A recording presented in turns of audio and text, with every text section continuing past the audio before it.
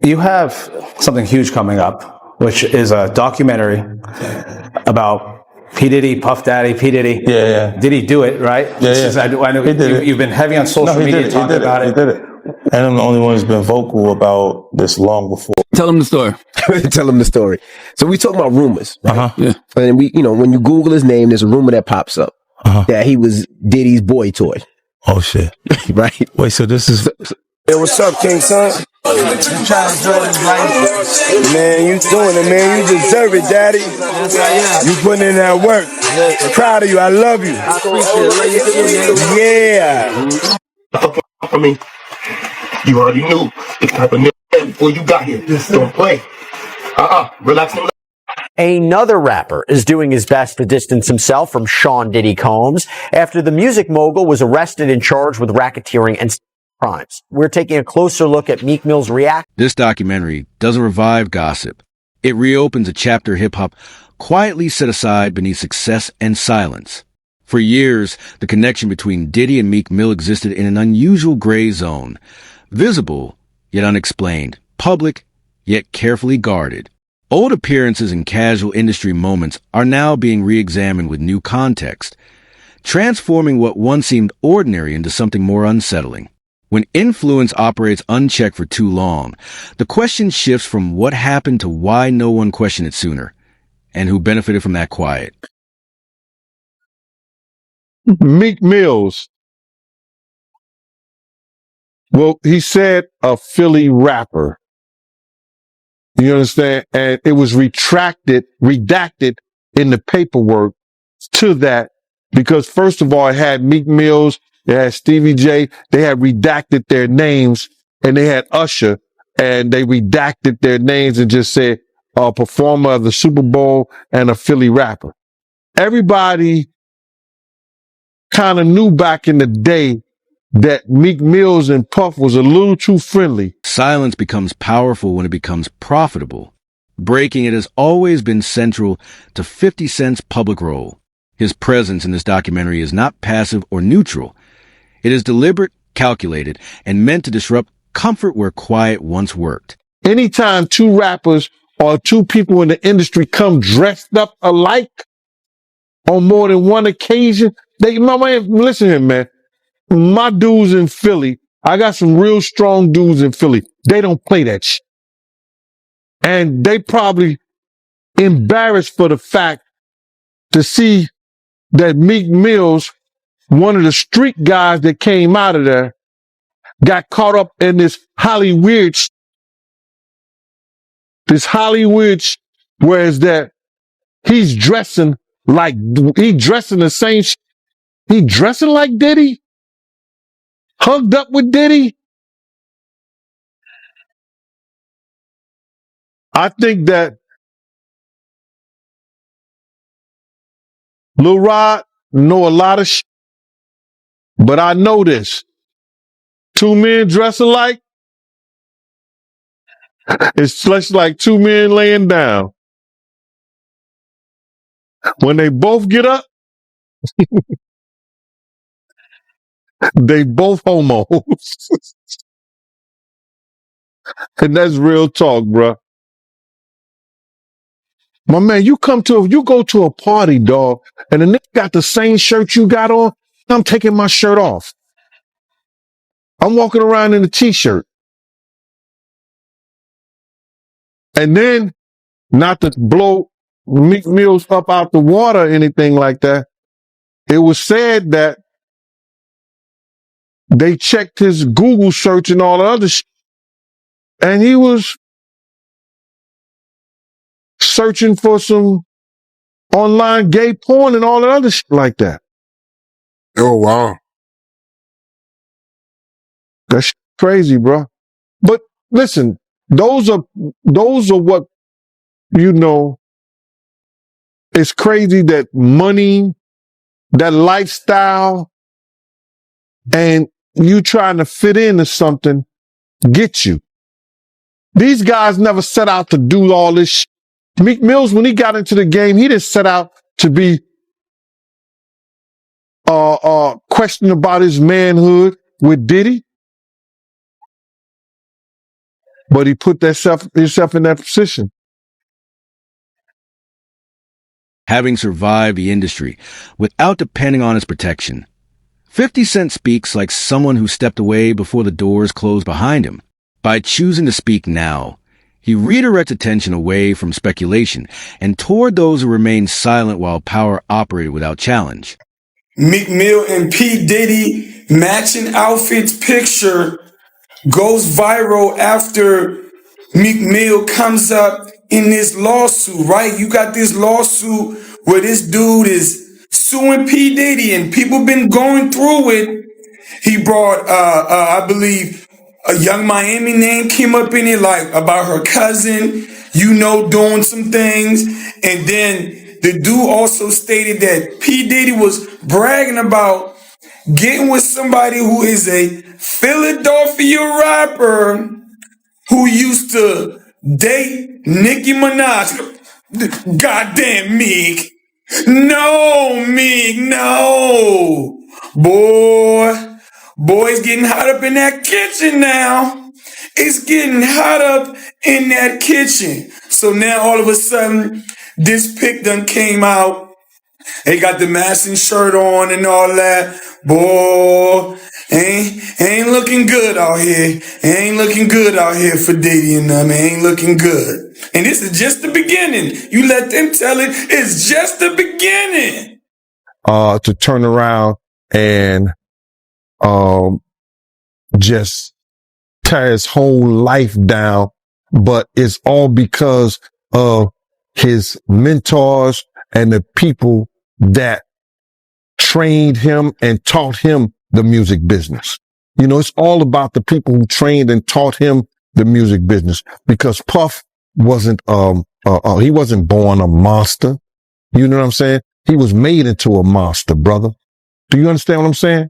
He was made into a monster from the stuff that happened to him, the things that he had to do.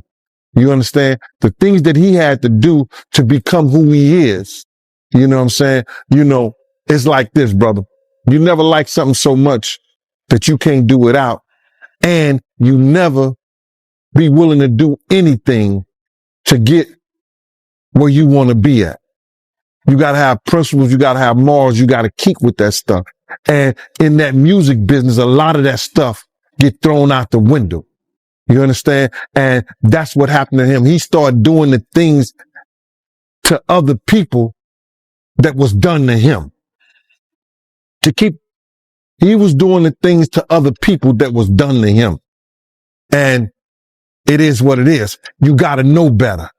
And if you know better, you will do better. When he was in New York City, he was like that gecko from the Geico commercial.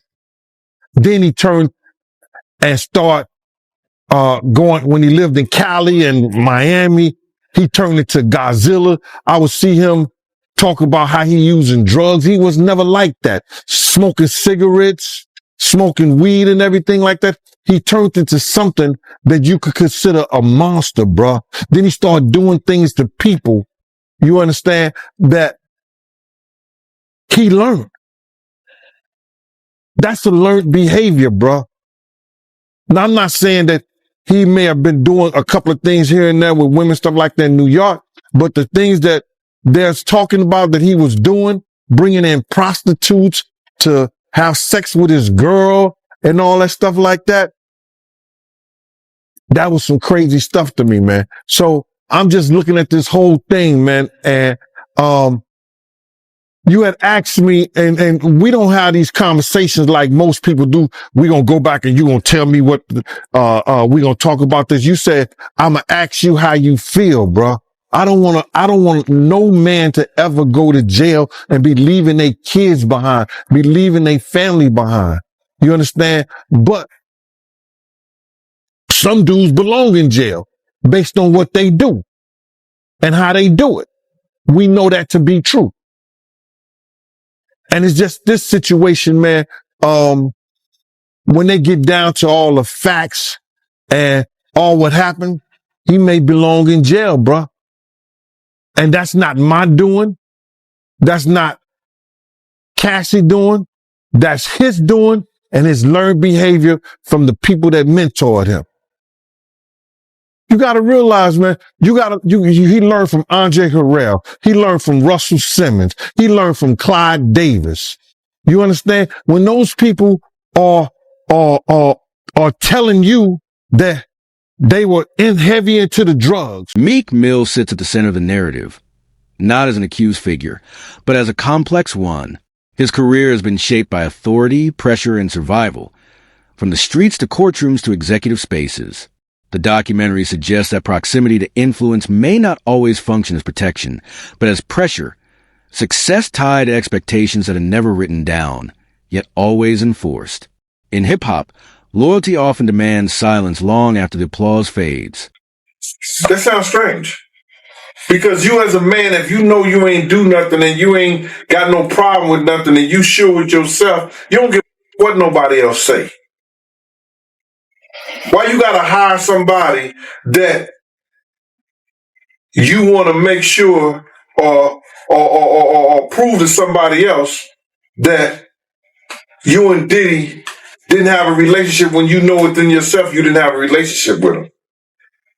Tell them give me $100,000. I'll tell everybody Meek Mills ain't do shit with Diddy. And make sure everybody know that. Don't make no sense as a man. They talked about Jesus Christ. What are you worrying about what they say about him? Do you think maybe he just wants to know what the feds know about him? The feds gonna let them know anyway. When Diddy gets discovery, if he lets this go to the point whereas that whatever the feds is charging him with, they have to give discovery. Now, they don't have to give and show everybody what's on those tapes. You understand what I'm saying? And those tapes could be locked up and sealed away for a very long time. But whatever they charge with, they're going to give the defense team the discovery.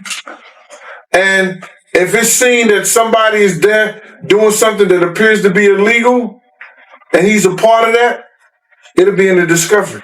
From what I understand, the feds are real tricky. It's not like the state where they let you know everything ahead of time. Like, a lot of this stuff you might not even know up until right before the trial starts. They can't produce it still, bro. If in fact he's being charged with something, that's where you have your good lawyers tell the judge, nah, Your Honor, we didn't get that. You can't bring that in court like that. That's what you have good lawyers for. One of the things that I think was, I kind of just didn't understand it, but they're saying that Diddy is facing asset forfeiture. The government wants to seize the properties tied to racketeering, trafficking, and prostitution charges. That's a good way of saying that what a black man has earned all these years for doing music, we want to take it away because he didn't get this from doing music, which is a lie. He got those things for doing music, selling alcohol, doing whatever he was doing. So now they want to put a crime on it and try to seize his property and seize his things that he has earned, which has nothing to do with what they're trying to charge him with. Yeah, it's literally nothing to do with what he's being charged with, which is what I thought was kind of crazy. But Diddy's public image has long been carefully maintained through branding, reinvention, and control. But power rarely leaves visible fingerprints.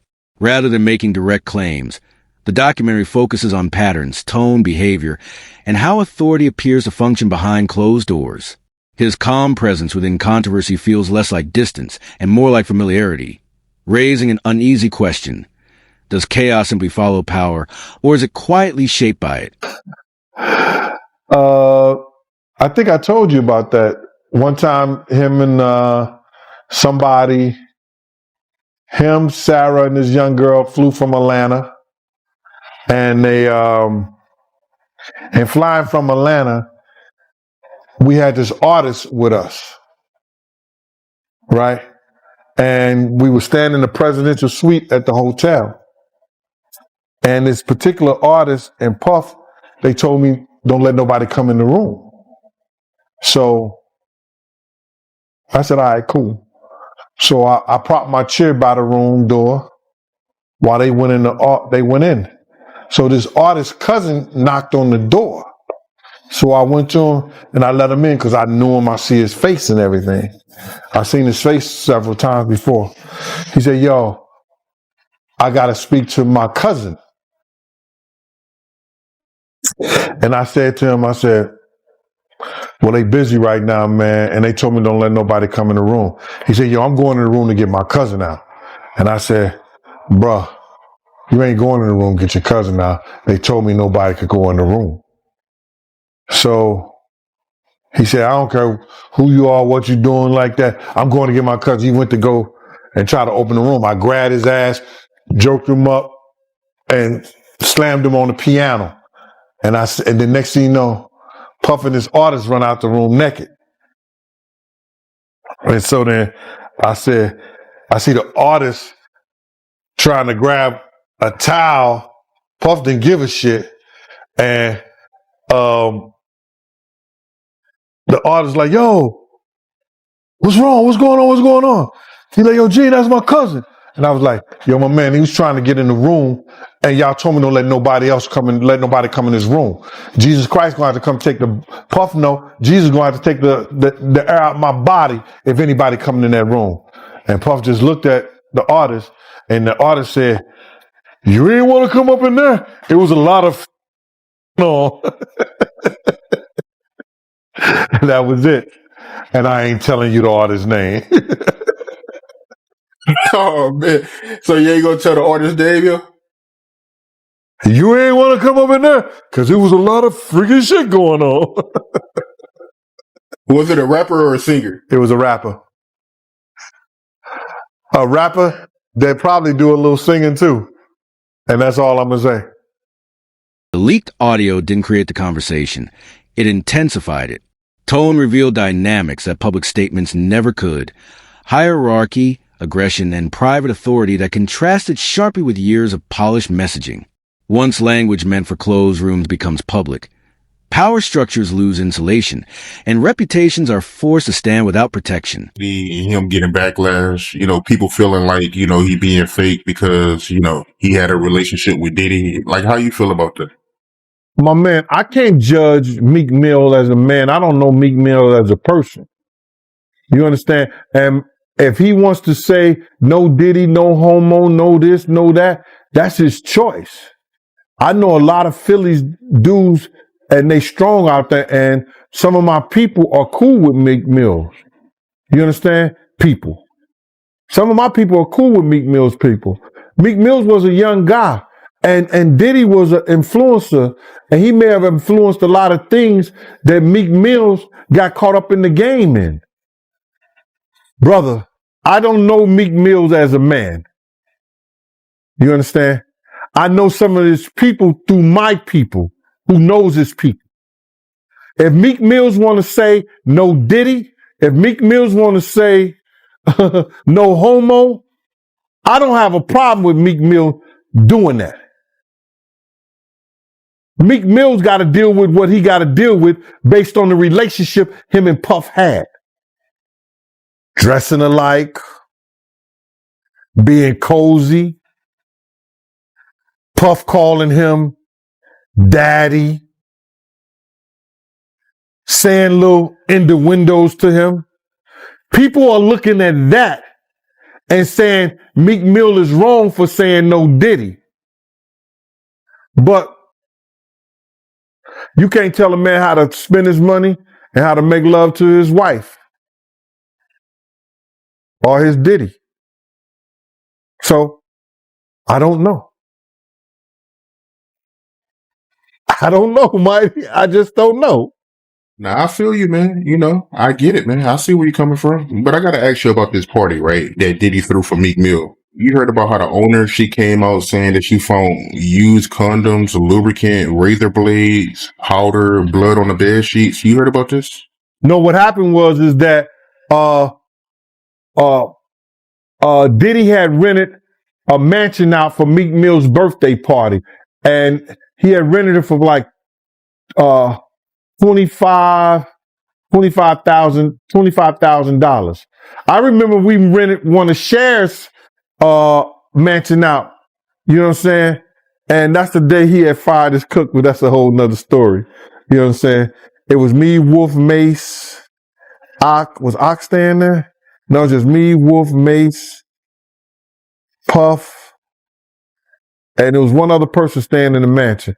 But anyway, long story short is that they came recently.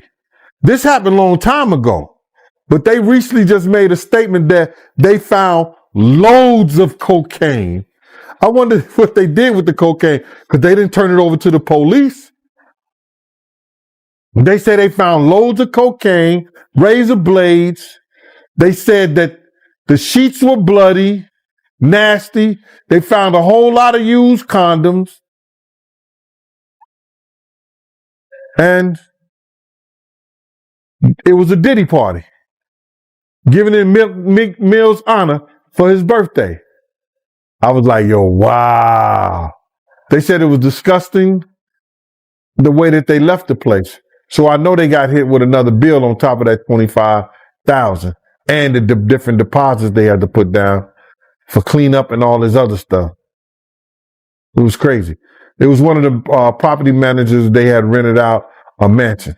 I heard about that whole story. Industry veterans did not respond with surprise. They responded with recognition.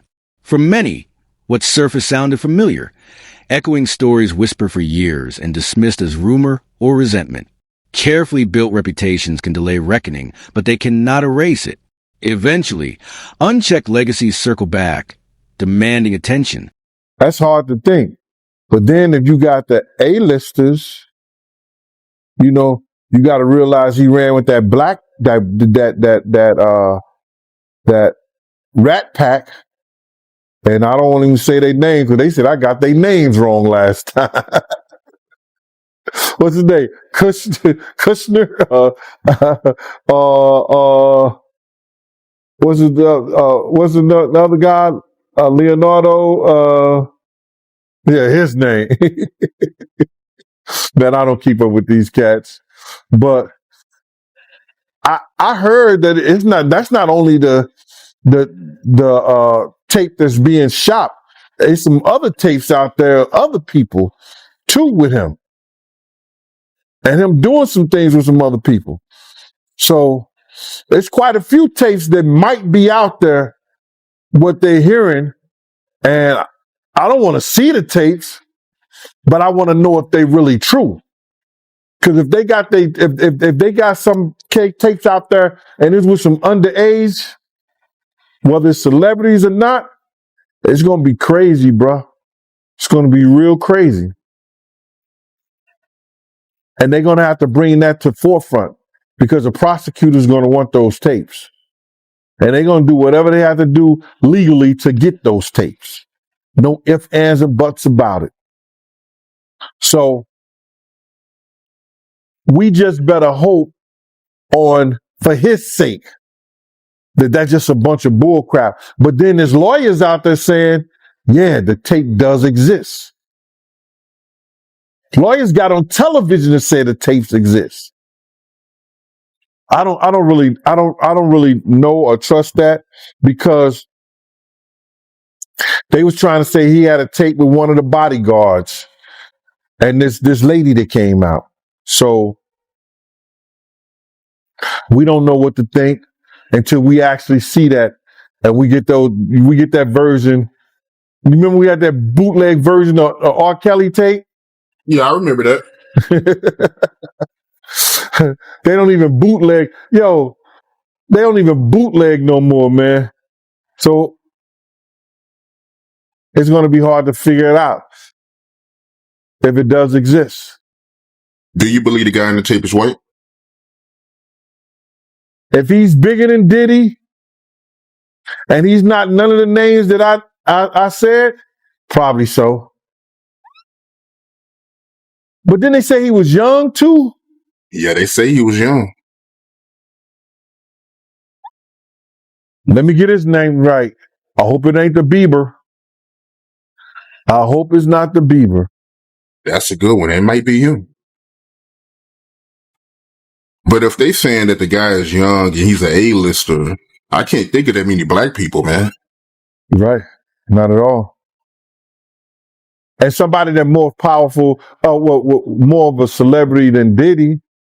You understand what I'm saying? If they were saying somebody that was more celebrity than Diddy, he was an A-lister, he was younger. You know what I'm saying? And if he's not black, it would have to be the Bieber. That's his name, Bieber? This story extends beyond individual artists and into machinery of the industry itself. Behind every superstar exists a network of handlers, financiers, lawyers, and gatekeepers shaping outcomes quietly. The documentary suggests that protection in hip-hop is less about loyalty and more about usefulness. When systems begin to crack, individuals absorb blame, while the structures that enable them often remain intact. You just don't just turn in a matter of years the way he was doing people, man. You understand? Check this out, bro. He led Biggs to his death. He caused a rift between Wolf and BMF that led to Wolf death. Cussed Wolf mother out.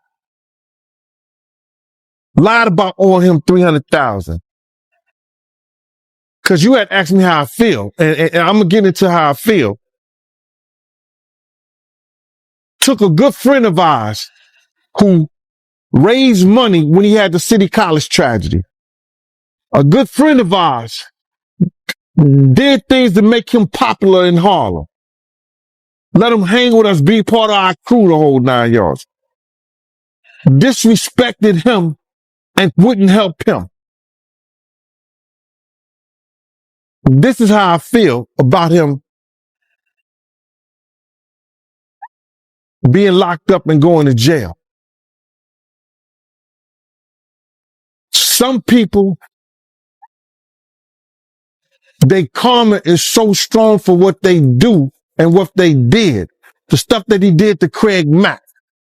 You understand what I'm saying? The stuff that he did to Black Rob and all those people in the spiritual world right now. His karma was about to catch up and was bound to catch up with him. You understand what I'm saying? His karma was bound to catch up with him, brother. So all these things that's going on right now, the learned behavior, what he got from these people who was not living spiritually correct with their behaviors and the things that they've done. He go and transfer and do that to people with the fact of all these people that he's hurt, that always helped him and been on his side and been there for him. What's happening to him now is one of the greatest tragedies that we're going to ever read about, bruh. This is going to be one of the greatest tragedies that Shakespeare couldn't write in Richard. He couldn't write it in Macbeth. He couldn't write this shit in Romeo and Juliet. This is going to be one of the greatest tragedies of hip hop, along with Pac's death, along with Big's death. And he brought it on himself because he knew that he was wrong, and he knew that he learned something that wasn't right. He know different from right and wrong, bro. You have a way to change. You know when something is right and when something is wrong, and you know if you're wrong, you get help. He didn't choose none of that, bro.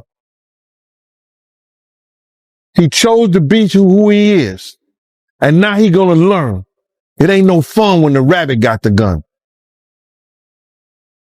What 50 Cent released is not a conclusion, it's a fracture, a visible break in long-protected alliances.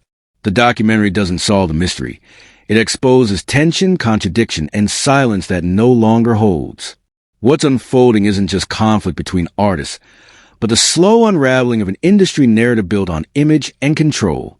In hip-hop, truth rarely arrives gently, and when it does surface, the real question is whether accountability follows, or whether history simply repeats itself.